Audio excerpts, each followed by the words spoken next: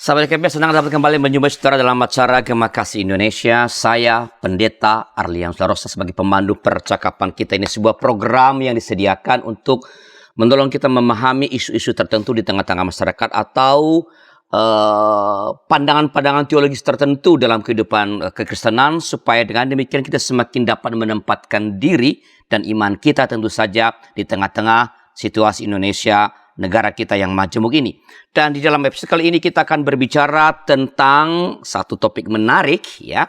Apakah ada kebenaran dalam agama lain? Apakah ada kebenaran dalam agama lain? Dan untuk membahas topik ini, kita telah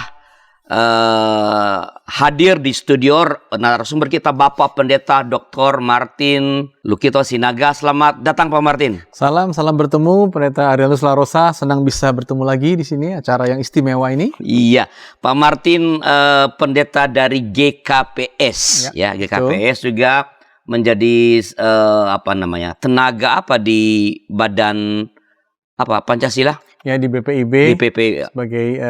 Sebagai tim ahli di sana. Belum lama ini saya dengar lagi jalan-jalan ke beberapa daerah. Ya, untuk melakukan pembumian Pancasila. Pembumian bukan pemilihan Gusan ya. Pembumian Pancasila. Betul. Ya. Ya, juga beliau seorang pengajar dosen di STF di Jakarta dan di STF di Yakara. Bidang keahlian beliau sebenarnya adalah dialog antaragama. Dulu mengampu bidang studi di ST Jakarta secara full time dulu. Ya. Baik Pak Martin, kita bicara mengenai topik menarik. Apakah ada kebenaran dalam agama lain? Nah, ini saya mulai dengan ini Pak. Mengapa agama-agama ini saling atau punya kecenderungan paling tidak saling melakukan klaim kebenaran sebagai pemegang kebenaran yang paling benar begitu? Pertama-tama tentu karena kebenaran itu amat mendasar dalam agama. Dalam agama Kristen, dalam kita misalnya ya, Yesus mengatakan, "Akulah jalan kebenaran." Dan kebenaran itu yang membuat orang mengikutinya ya. Bahkan oleh kebenaran agama itu orang bahkan bisa mati ya, martir untuk kebenaran itu. Jadi kenapa agama mengklaim seperti itu? Karena itulah yang paling dasariah yang ia miliki agar orang bisa mempercayainya. Di samping itu karena hanya dengan kebenaranlah agama itu bisa sampai kepada hal-hal yang eksistensial, hal-hal yang mendalam ya. Karena kebenaran agama itu bercorak eksistensial karena menyangkut hal-hal yang terkait dengan kehidupanmu sepenuhnya dalam berkat atau dalam hukuman misalnya. Kehidupanmu yang sepenuhnya ini nanti berujung bagaimana ujungnya ya? Mungkin dalam bahasa yang lebih sederhana, neraka atau surga misalnya. Jadi kebenaran itu membawa orang untuk memasuki agama, menghayati hidupnya dan bisa punya harapan akan apa semua ini nanti akhirnya dan sedang mengalami apa saya di dunia ini. Karena kebenaran itu, gitulah kira-kira. Jadi paling tidak kalau gitu dalam tataran tertentu bisakah kita mengatakan bahwa memang pantaslah atau wajarlah kalau agama-agama itu atau masing-masing agama itu saling mengklaim bahwa dialah yang pemilik kebenaran yang absolut, begitu? Ya, dan juga kebenaran itu diperlukan karena agama itu sedang mengatasi masalah hidup. Katakanlah misalnya agama Buddha ya. Dengan simpel dikatakan agama Buddha mengatakan hidup ini pada intinya duka. Ya. Dan dengan duka itu sebagai hal yang tidak benar sebenarnya kan gitu ya. Maka kamu harus menempuh jalan kebenaran yang membuatmu nanti mengalami pencerahan agar suka. Itulah yang menjadi hidupmu, bahkan akan menjadi hidupmu sampai nanti pada ujungnya misalnya. Jadi kebenaran diperlukan selain dia akan menarik kita untuk menghidupinya, tapi juga kebenaran dibutuhkan untuk mengatakan ada yang tidak benar loh yang kamu harus atasi. Dan kebenaran ini bisa diatasi oleh agama ini, oleh agama itu. Nah, dengan itu kebenaran itu betul-betul amat perlu dan memang dia bisa absolut. Dalam arti apa? Dalam arti untuk jalan agama kami ini, inilah kebenarannya. Dan agama kami ini mengatasi masalah yang tidak benar di sana, gitu ya. Jadi memang dia bisa menjadi absolut, atau kira-kira dia mau mengatakan model kami ini unik, khusus, tiada duanya. Sebab kalau kamu di sini ya sedemikianlah kebenarannya, kira-kira begitu. Nah, kalau begitu ya, kalau masing-masing agama itu mengklaim sebagai, atau agamanya lah yang paling benar, atau ajaran agamanya lah yang paling benar, yang pasti akan mengantar ke mana tadi? Ke sorga. Ke kehidupan sekarang dan ke surga. Ke surga, ya, atau ke nirwana barangkali ya. Karena orang Buddha nggak mau ke surga soalnya. Mereka maunya ke nirwana. Betul, betul. Dan nirwana itu kan nir ya, tanpa wana, tanpa udara. Jadi betul-betul tanpa gangguan. Iya, iya, oke. Nah, karena masing-masing saling mengklaim itu, nah bagaimanakah kita sebutlah memverifikasi klaim masing-masing agama itu? Oh, ternyata ini yang benar. Apakah ada semacam cara untuk mengukur gitu loh? Kan nih, kalau kita di studio ini kan ada berempat nih. Masing-masing mengatakan aku yang paling benar. Gimana? Apa yang kita pakai untuk mengukur bahwa oh ternyata memang Pak Marty yang paling benar begitu? Nah, mesti sampai kita kepada sebuah titik, katakanlah kriteria. Oke. Untuk mengukur itu. Namun kriteria ini sulit. Kenapa? Karena kita sejak lahir, katakanlah ya, sudah menjadi Kristen. Ya, bahkan kita yang duduk di sini atau dengan pemirsa sudah mengambil posisi, dan mungkin kalau nggak Kristen agak jarang mengklik YKB GKI kan ya. Bukan hanya Kristen, kita GKI, kita dalam posisi itu memang kita tidak boleh juga mengatakan ya sebodeteing kata orang Sunda ya, nggak pedulian. Kita juga harus mampu mengatakan saya akan membuat kriteria apakah saya bisa memahami agama lain, atau bahkan kalau lebih jauh lagi ya, tanpa kehilangan kebenaran Kristiani, saya bisa diperkaya oleh kebenaran yang lain gitu ya. Nah itu memang kalau sampai ke level itu luar biasa. Jadi memang mesti ditemukan, atau sudahkah ditemukan apa semacam kriteria seperti itu? Kita sebenarnya sudah mulai menemukan, misalnya kan dalam sehari-hari juga bilang, loh Kristen kan nggak begitu. Nah kan ya, berarti ada yang kurang lebih mengatakan cara kami melihat agama lain punya kriteria juga. Dan semoga kriteria ini tidak seenaknya gitu ya. Kriteria ini cukup general, tapi apa boleh buat kriteria ini datang dari sudut pandang kekristenan. Semoga kriteria itu fair gitu ya. Nah, dalam kaitan dengan kebenaran tadi, bahwa tentu dong sebagai orang Kristen kita mengatakan ya yang paling benar ya agama Kristen lah. Kalau agama lain yang lebih benar ya saya pindah ke agama lain aja kan. Betul. Ya. Kita harus mengatakan kebenaran agama Kristiani ini sungguh-sungguh benar ya, memadai bagi saya. Tapi karena saya berjumpa dengan agama lain, karena saya juga kadang-kadang terpesona dengan kebaikan orang dari agama lain kepada saya kan gitu ya. Bahkan kita mungkin tertolong di masa-masa COVID ya, semua bahu-membahu kan gitu. Sehingga boleh juga kita bertanya, dengan pengalaman saya sebagai orang Kristen yang kebenarannya sungguh-sungguh saya hayati dan saya imani, bagaimana saya menghadapi orang lain yang pasti juga beragama lain atau banyak yang beragama lain dan punya kebenaran. Nah itu yang kita mau temukan. Jadi apakah kita bisa menemukan kriteria untuk menguji, menilai kebenaran agama lain, dan itu bahkan kalau bisa memperkaya tanpa kita tentu kehilangan identitas kita. Ya, identitas kita. Oke, tentu Pak Martin dalam sejarah berelasi antar agama itu ya, dan dalam rangka memandang agama lain berdasarkan kebenaran-kebenaran yang saya yakini ini di tempat saya ini, di posisi saya di agama saya, tentu udah pasti muncul sebutlah model-model atau cara pandang tertentu terhadap kebenaran yang dianut oleh agama lain di dunia ini. Ya, jadi bagaimana saya mengkaitkan kebenaran saya dengan agama? Apakah saya mengatakan agama saya benar, agama kamu benar, atau agama saya benar? Apakah ada semacam sebutlah kategori-kategori yang berkembang di tengah-tengah relasi antar agama dalam memandang agama lain soal kebenaran? Tentu. Dan bahkan kadang-kadang lebih parah lagi ya, karena kebenaran saya maka kamu kafir ya, maka karena kamu tidak ngaku-ngaku kafir, udahlah saya perangi aja, kan gitu. Bahkan ada berkembang segala macam kategori-kategori yang bersifat agresif ya. Kamu agama terkebelakang, kamu agama teroris, kamu agama, itu semua berkembang dan itu menciptakan satu pengertian yang tidak objektif tentang kebenaran agama lain. Nah, sebelum kita masuk ke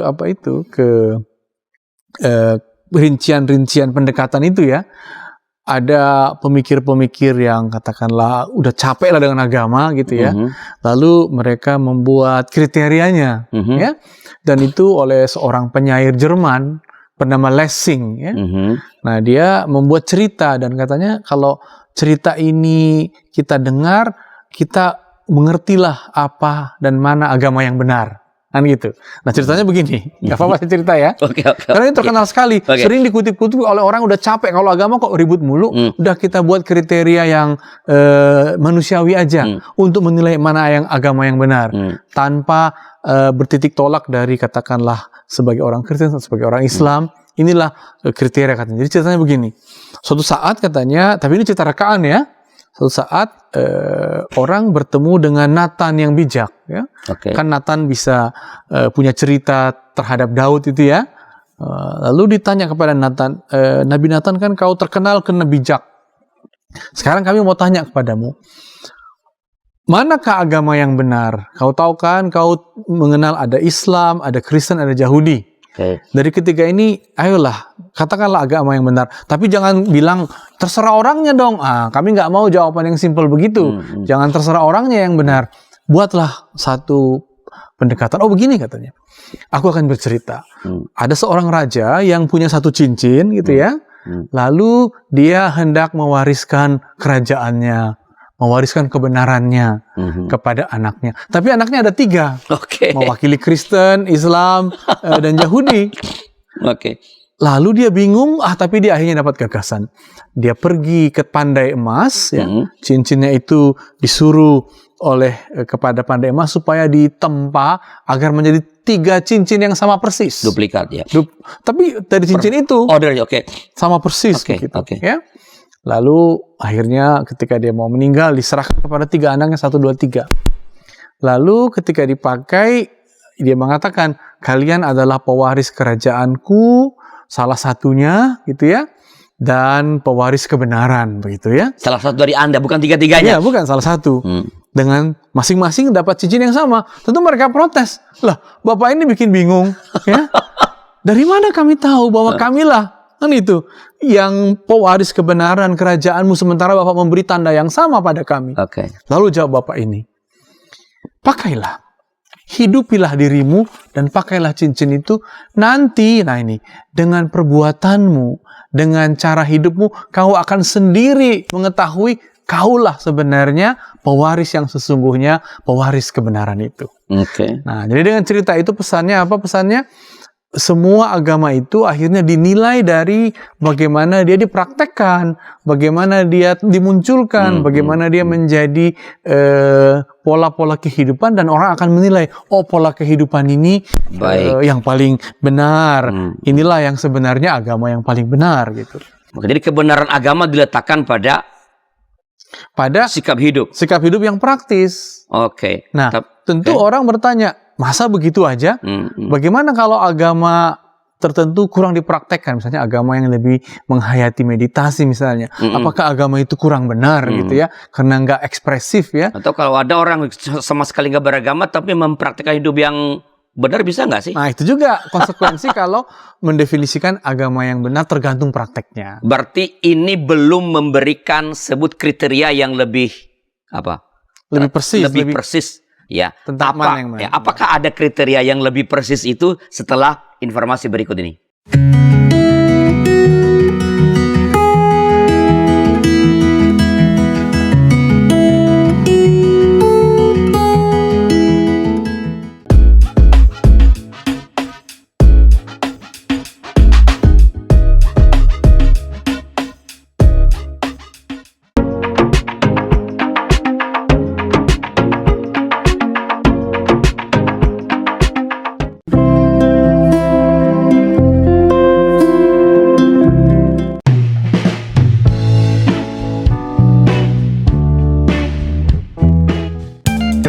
sahabat, mari dukung pelayanan dan pekabaran Injil melalui YKB dengan membagikan link acara ini kepada sebanyak mungkin orang. Dukungan juga dapat saudara lakukan dengan mentransfer dukungan finansial ke rekening BCA ke nomor 450 305 2990 450 305 2990 atas nama Yayasan Komunikasi Bersama.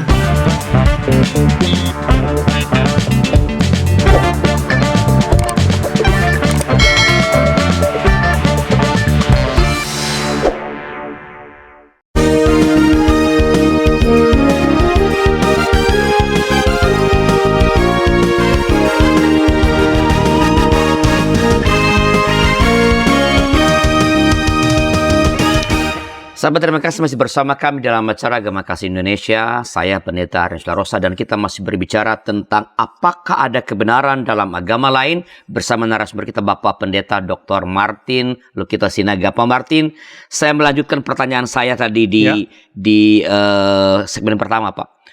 Seperti apa sih pandangan-pandangan yang berkembang tentang klaim kebenaran agama sendiri itu dalam kaitan dengan agama lain, Pak?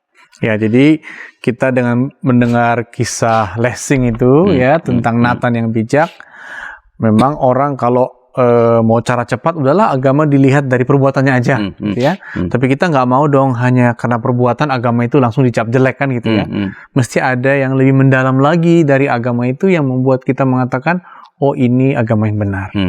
Nah, terkait dengan itu, karena agama banyak sekali, dan banyak agama yang hilang, ditelan waktu, bahkan ada agama yang akhirnya hanya di situ-situ saja, tapi ada agama yang merebak gitu, maka ada orang mengatakan, katakanlah ini perkataan yang agak sinis ya, udahlah agama itu kan politik, jadi nggak ada agama yang benar. Oke. Gitu ya.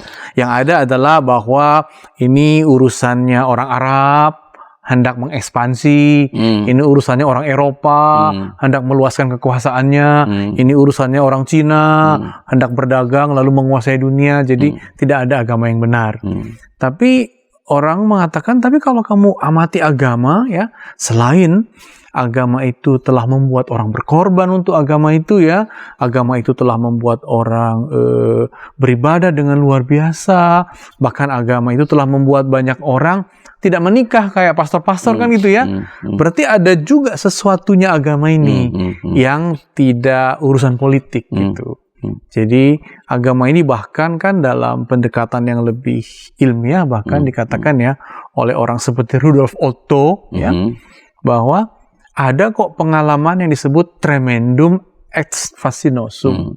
Ada pengalaman yang membuat kita sepertinya terpanggil, fascinosum gitu, terpesona oleh panggilan itu walaupun kita takut juga. Ada gentaran juga. Gentar istilah yang tepat. Seperti Musa ya, bukalah kasutmu Musa karena tempat ini kudus gitu. Jadi momen orang mengalami yang kudus itu ternyata benar juga. Berarti ada yang benar dalam agama ini. Itu sendiri. Ya, agama itu sendiri. Dan kalau begitu bolehlah kita bertanya agama mana yang benar. Dan jangan kita buru-buru mengatakan nggak ada agama yang benar. Agama itu urusannya hanya urusan politik. Sikap hidup. Oke. Jadi itu tidak ada agama yang benar, itu satu cara malas lah gitu ya, atau nggak mau repot atau cara orang ateis atau mungkin cara orang yang skeptis yang terlalu politik. Nggak ada yang benar lah pokoknya, nggak ada yang benar. Iya, semua mau jualan gitu lah. Nah, itu pendekatan yang kita bilang itu pendekatan malas lah itu. Oke.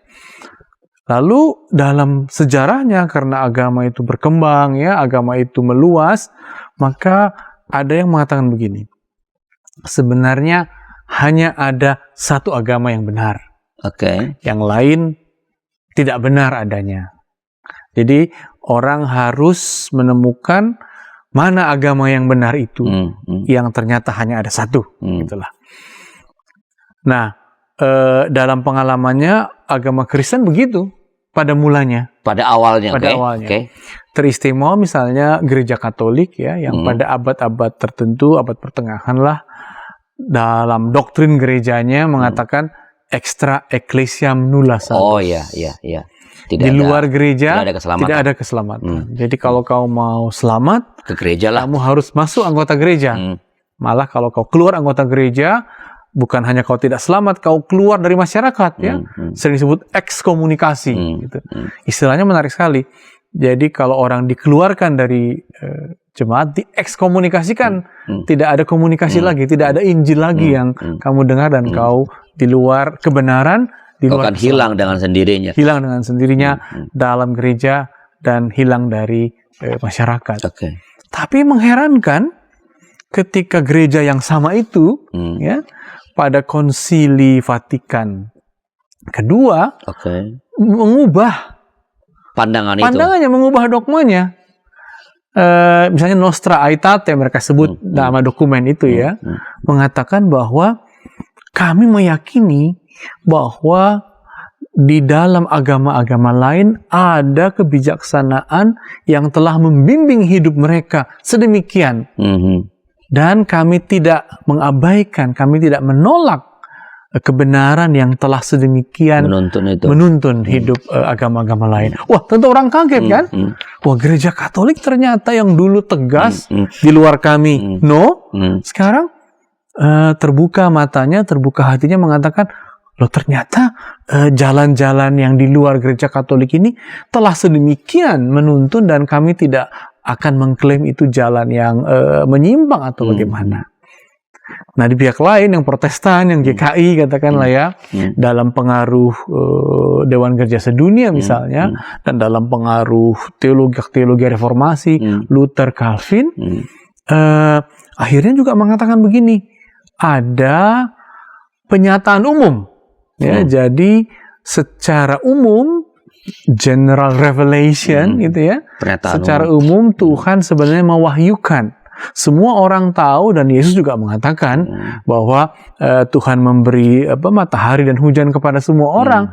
Dan karena orang melihat matahari dan hujan, walaupun mereka tidak mengenal Kristus, mereka sebenarnya bisa mengerti adanya Tuhan, kan begitu, ya.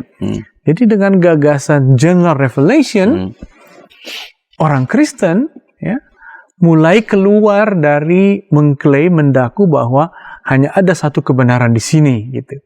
Ternyata sudah mulai terjadi keterbukaan dalam kekristenan itu sendiri, dan itu menciptakan semacam perasaan, wah, kalau begitu, bagaimana kita harus menguji kebenaran? Bagaimana kita harus mengklaim kebenaran kita sendiri kalau ternyata sudah berlangsung semacam keterbukaan. Dan itu menariknya begini, Pak Arlianus, itu karena gereja-gereja Katolik dan Protestan mengirim penginjil. Dan ketika penginjil datang, mereka kaget.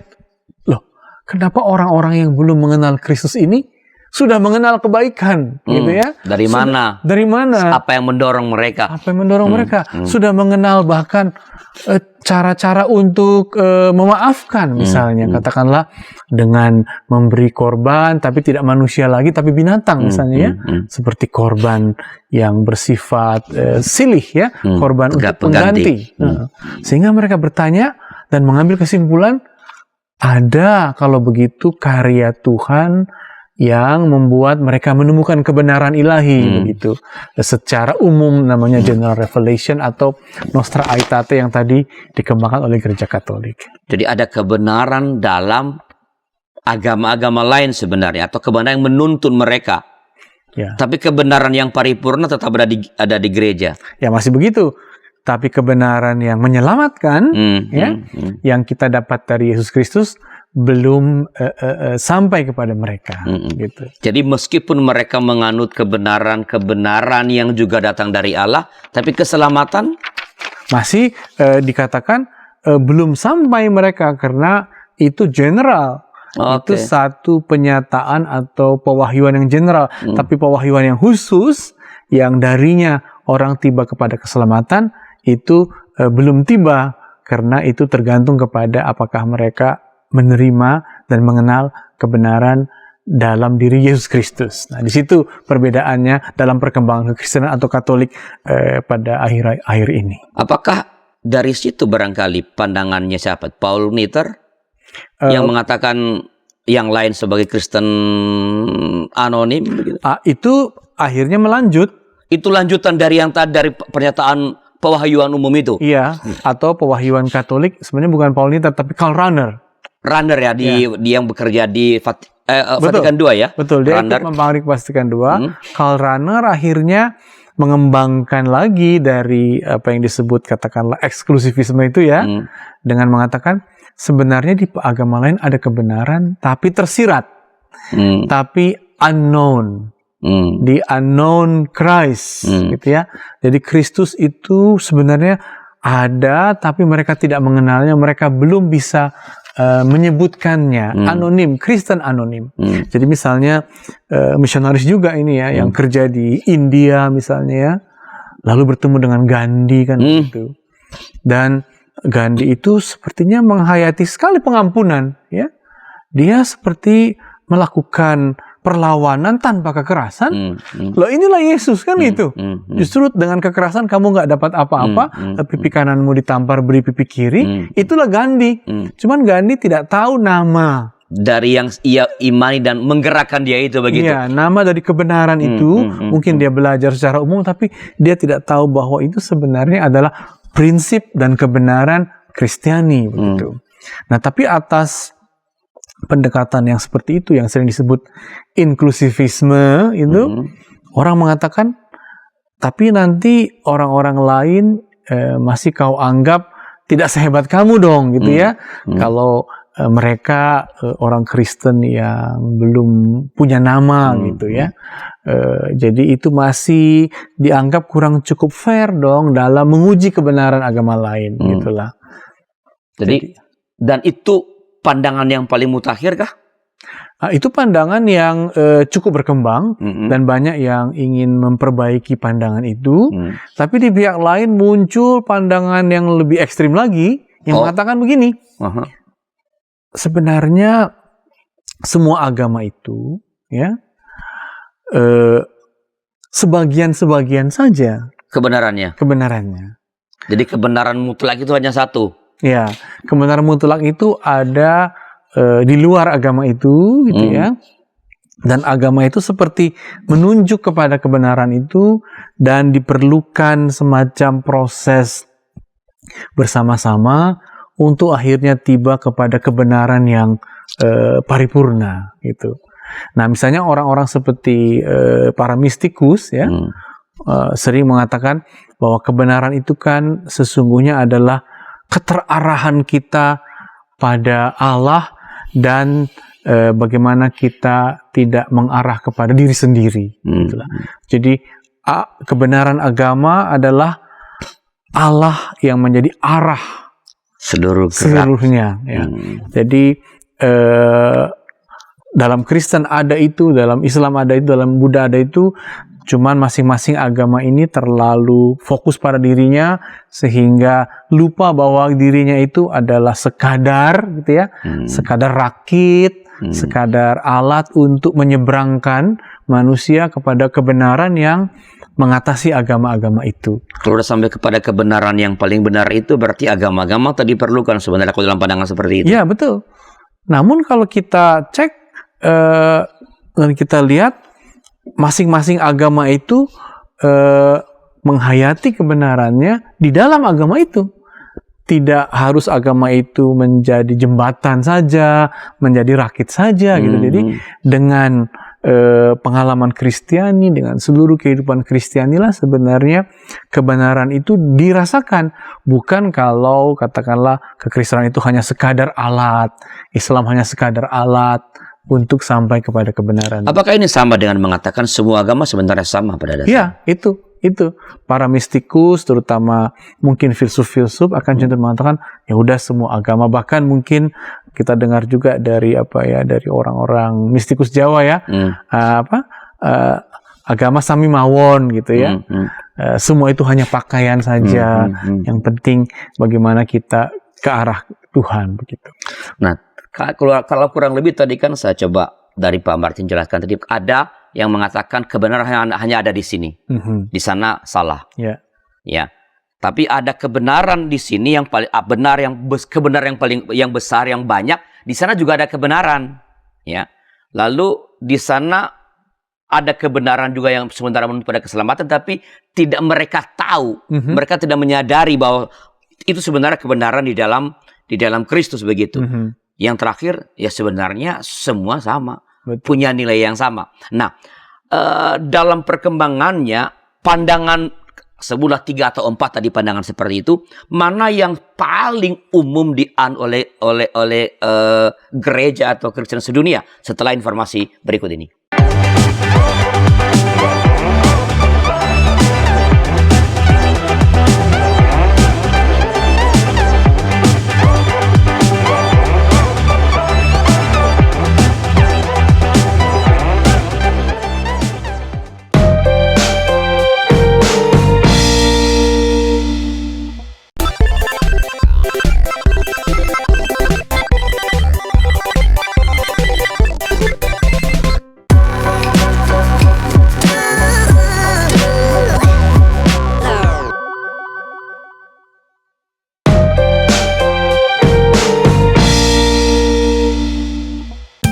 Sahabat, mari dukung pelayanan dan pekabaran Injil melalui YKB dengan membagikan link acara ini kepada sebanyak mungkin orang.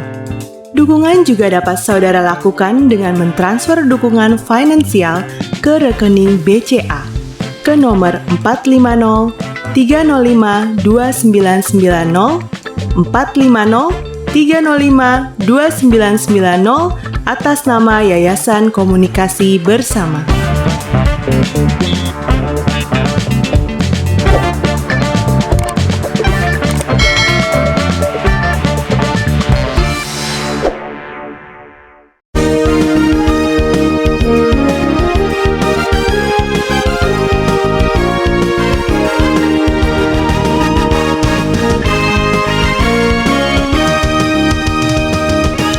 Sahabat, terima kasih masih bersama kami dalam acara Gema Kasih Indonesia. Saya Pendeta Renzo Rosa. Sebagai pemandu percakapan kita masih berbicara tentang apakah ada kebenaran dalam agama lain bersama dengan Bapak Pendeta Dr. Martin Lukita Sinaga. Dan ini segmen terakhir. Bila ada komentar, pertanyaan, masih ada waktu untuk menuliskannya di chatroom yang tersedia, dan pasti Pak Pendeta Martin dengan senang hati akan merespons Anda. Pak Martin, tadi di ujung segmen kedua kan saya bilang ada beberapa kan pandangan itu, Pak. Nah, ini mana sih yang paling umum dianut oleh sebutlah orang Kristen atau kekristenan sedunia, Pak? Yang paling umum. Jadi tampaknya orang Kristen sudah bergeser dari eksklusivisme, ya? Sudah keluar dari sana, ya? Dari yang mengatakan kami saja yang benar, kalian salah semua. Orang sudah bergeser karena pengalaman-pengalaman hidup, ya, karena perjumpaan-perjumpaan hidup, bahkan para misionaris tadi yang kembali dari ladang misi, mereka mengatakan orang-orang ini kok hatinya mulia, mereka ini kok berbagi, sehingga dengan demikian mereka merumuskan kalau begitu mereka pasti juga punya kebenaran yang umum, kan begitu. Nah, atas pertanyaan itu dan atas pengalaman tadi, ada pertemuan misi di San Antonio, gitu ya. Lalu rumusannya menarik sekali, Pak Arlianus. Rumusannya begini: kami memang tidak dapat mengenal kebenaran yang menyelamatkan kecuali dalam nama Yesus Kristus. Itu pernyataannya. Satu pernyataan. Tapi kami juga tidak dapat membatasi kasih Tuhan kepada manusia lain.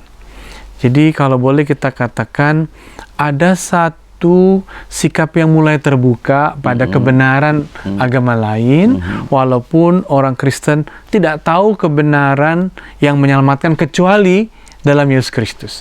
Tapi dia tidak mau lagi mengkafirkan, tidak mau lagi menista, gitu ya, agama lain sebagai agama yang jelek, agama yang primitif, tidak. Tapi dia hanya mengatakan tentang agama lain kami tidak bisa menghakimi, tapi juga kami tidak bisa membatasi kasih Tuhan kepada kalian. Jadi kita kira-kira seperti itu, Pak Gali. Jadi sebutlah ada semacam kemungkinan dalam pandangan orang Kristen itu bahwa orang yang beragama lain pun punya kemungkinan, andaikan Allah berkenan, karena nggak bisa membatasi Allah, kah? Ada kemungkinan mereka juga sebenarnya akan mendapatkan keselamatan itu. ada kemungkinan Allah akan menemui mereka dan dalam caranya. Dalam caranya, dan soal keselamatannya mungkin kami tidak tahu, itu urusan mereka dengan Allah yang kita sebut Bapa gitu ya.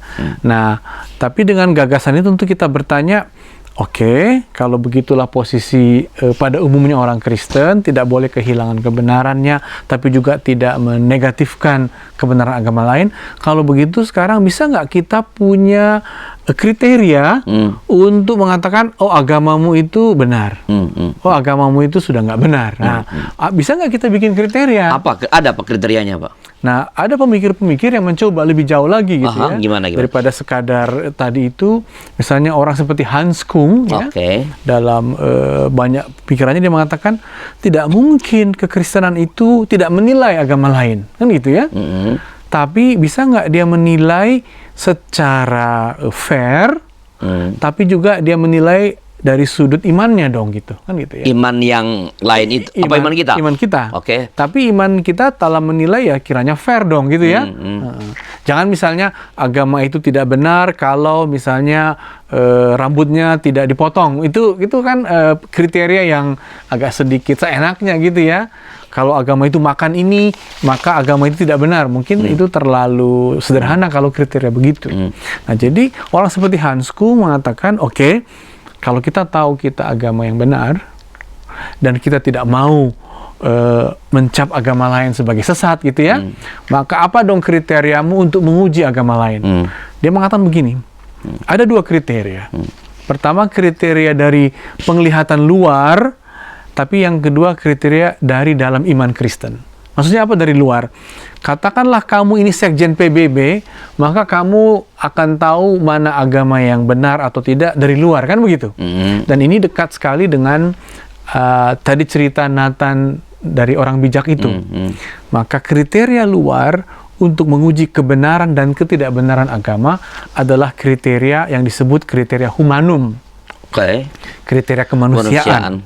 Dan itu katakanlah PBB misalnya berhasil merumuskan Declaration of Human Rights gitu ya, dan itu bisa menjadi kriteria luar. Jadi agama itu bisa kita katakan tidak benar kalau karena agama maka dia menyiksa perempuan. Ya? Kalau dia tidak dia melanggarlah rumusan-rumusan hak asasi begitu. Ya, betul. Kalau dia misalnya menganjurkan kebencian, maka dia bisa kita katakan ini bukan agama yang benar. Bukan agama yang benar. Tidak ada yang membuat kita respect pada agama ini karena kepentingan kemanusiaan itu bisa juga menjadi kriteria, walaupun itu kriteria umum, kriteria luar. Itu antara lain yang dikatakan oleh Hans Kung. Lalu yang kedua, yang dari dalam. Kriteria dari dalam. Apa arti kriteria yang dari dalam?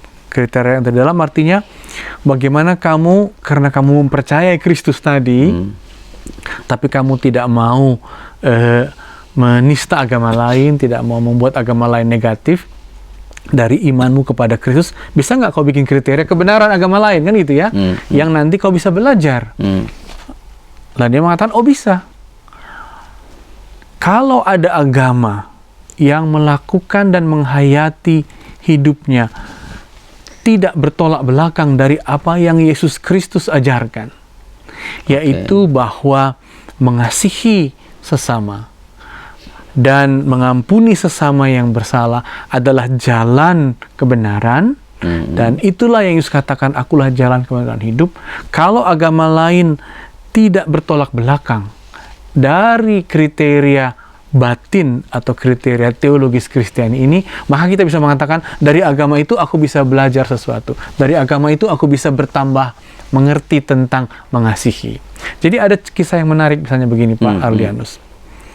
Ketika Yesus bertemu dengan orang yang berbeda agama, yaitu orang Sirofenisia, perempuan Sirofenisia, Yesus kan ketika mengajak makan kan gitu ya, dia membuat kriteria.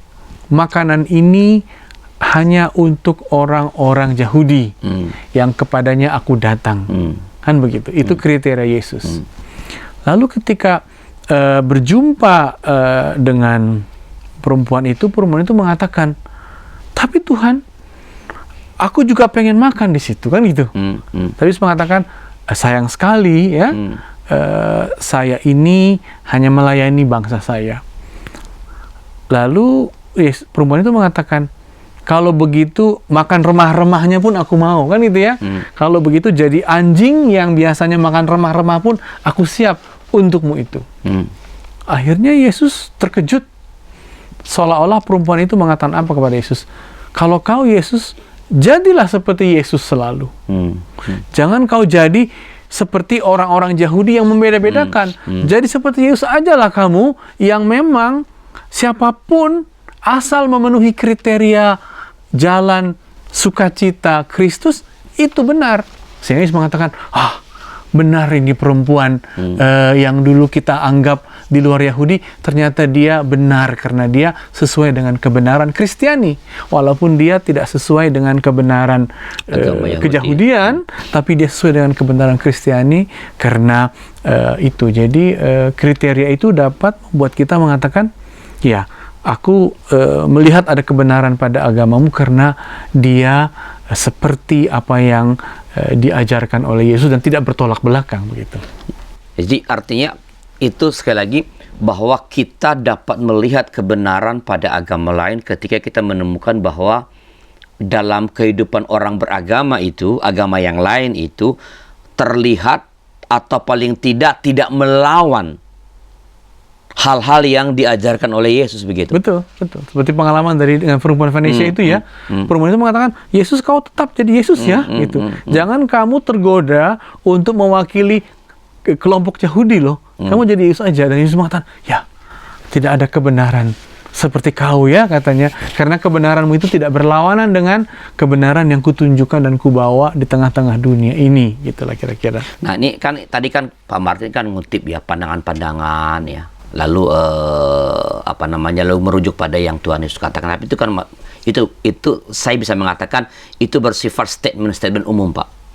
Kalau saya mau tanya nih Pak Martin sendiri, ya, menurut pandangan Pak sebagai seorang pendeta di Indonesia, pendeta GKPS, bukan di Amerika, bukan di Arab juga, di Indonesia yang majemuk, ya. Menurut Pak Martin sebagai pendeta, pandangan yang mana dari antara tadi semua yang sudah Pak Martin sampaikan itu yang paling dapat dipertanggungjawabkan secara teologis dan pada saat yang sama relevan dengan konteks kita di Indonesia yang majemuk? Nah, untuk Indonesia memang cocok sekali apa yang Hans Kung buat tadi itu. Oke. Jadi kita secara umum, apalagi dengan prinsip katakanlah Bhinneka Tunggal Ika, gitu ya, kiranya kita bisa menilai agama dari luar, maksudnya dari apa yang agama itu lakukan untuk kemanusiaan. Jadi agama itu benar ketika agama itu memang ketika bergotong royong di masa-masa pandemi ini menunjukkan karyanya. Semakin agama itu mengisolasi diri, ya, artinya tertutup dan tidak mau bahu-membahu, maka agama itu memang tidak benar. Jadi orang Indonesia membutuhkan hal seperti itu. Tapi kita jangan nanti ketika masuk ke gereja kita langsung menganggap agama lain tidak benar, kan gitu. Lebih bagus kita mengatakan agama kami benar, tapi kami karena kriteria dari dalam tadi, karena kriteria menurut pandangan Yesus Kristus, kami dapat menerima bahwa di tempat lain itu ada hal-hal yang memperkaya kami. Ya? Katakanlah kemurahan hati, berzakat misalnya. Itu sama sekali tidak berlawanan dengan perintah Yesus. Walaupun Yesus mengatakan, jangan sibuk dengan perpuluhan, tapi kamu lupa keadilan. Itu kata Yesus ya. Tapi justru dengan cara itulah kita bisa menerima ada hal-hal yang benar di agama lain yang memperkaya kita. Gitu loh. Jadi ada dua. Jadi kriteria yang dibangun ini menurut saya relevan sekali Indonesia. Untuk Indonesia yang majemuk ya. Betul. Nah, kalau gitu bagaimana menumbuhkan sebutlah pandangan seperti itu karena saya nggak tahu Pak Martin. Menurut saya tidak terlalu yakin bahwa pandangan itu dianut semua orang Kristen di Indonesia. Ya. Bagaimana menumbuhkan pandangan yang sangat terbuka seperti ini, ya, bukan hanya mengatakan agama lain itu oke lah kita bersahabat, tapi ada kebenaran di sana juga ya, yang kita bisa, karena dia tidak bertentangan dengan yang diajarkan oleh Yesus. Bagaimana panah ini bisa kita kembangkan, dan apa saja tantangan-tantangan dalam menemukan pandangan seperti ini? Saya kira kita mulai saja dengan meyakini bahwa orang Indonesia sekarang membutuhkan agama yang benar. Sudah terlalu lelah dengan agama orang membenci, kan gitu ya. Oke. Nah, kalau gitu di mana benarnya agamamu? Apa yang agamamu beri untuk kemanusiaan? Itulah satu. Oke? Nah, kalau sudah begini kriteria awal, kriteria luar tadi, mari kita dalami. Cara mendalaminya tentu mungkin mulai di lembaga-lembaga pendidikan teologi. Kalau mau lebih jauh, di katekisasi agar orang mengatakan, kalau perbuatan agama itu tidak berlawanan dengan Yesus, ya, boleh nggak kita katakan ada kebenaran di sana tanpa kita kehilangan agama kita? Siapa yang tidak melawan kamu, ia berada di... Itulah menurut saya kata kunci untuk perenungan kita. Yang tidak melawan kita, di pihak kita, dan kita nggak perlu kehilangan identitas keyakinan kita kepada kebenaran Kristus yang menyelamatkan itu. Oke, Pak Martin, ini percakapan menarik ya, bahwa ternyata kan soal pandangan tentang kebenaran dalam agama lain itu mengalami perkembangan yang luar biasa, dari yang sangat eksklusif, kemudian menjadi inklusif, yang sangat toleran, menghargai, dan bahkan mau belajar sebenarnya dari kebenaran yang juga dianut agama lain. Tetapi waktu kita terbatas, Pak Martin. Sebelum kita mengakhiri percakapan kita ini, apakah ada semacam pesan pastoral kepada sahabat YKB mengenai pokok percakapan kita pada episode kali ini? Apakah ada kebenaran dalam agama lain? Silakan, Pak Martin. Ya, jadi ketika kita berhadapan dengan kemajemukan agama-agama, maka dengan kebenaran kita dalam Kristus, kita juga bertanya, di tempatmu ada nggak kebenaran? Lalu kita harus membuat kriteria menguji kebenaran atau ketidakbenaran agama lain. Kriterianya bagaimana? Kriteria dari luar kita bisa mengatakan, kalau agamamu itu bekerja untuk kemanusiaan, maka itu benar bagi kehidupan masyarakat. Tapi bagi hati saya bagaimana kebenarannya? Kalau agamamu itu tidak melawan apa yang Yesus katakan, maka saya bisa belajar dari kebenaran-kebenaran di situ. Kiranya dengan itu, saudara-saudara, kita hidup dalam nama Kristus, tapi kita juga bisa saling memperkaya dalam hidup kita sehari-hari di negeri ini. Salam. Terima kasih, Pak Martin, sangat-sangat menarik, memperkaya, dan saya percaya ini menolong kita untuk semakin membangun kehidupan keagamaan kita di negara kita yang sangat majemuk. Bila ada masukan-masukan atau komentar tentang percakapan ini, silakan kirimkan kepada kami melalui nomor 0812-8188-9191. Sekali terima kasih atas kebersamaan kita, dan sampai jumpa pada episode yang akan datang, tentu dengan topik yang juga menarik. Sekali lagi terima kasih, sampai jumpa, Tuhan memberkati.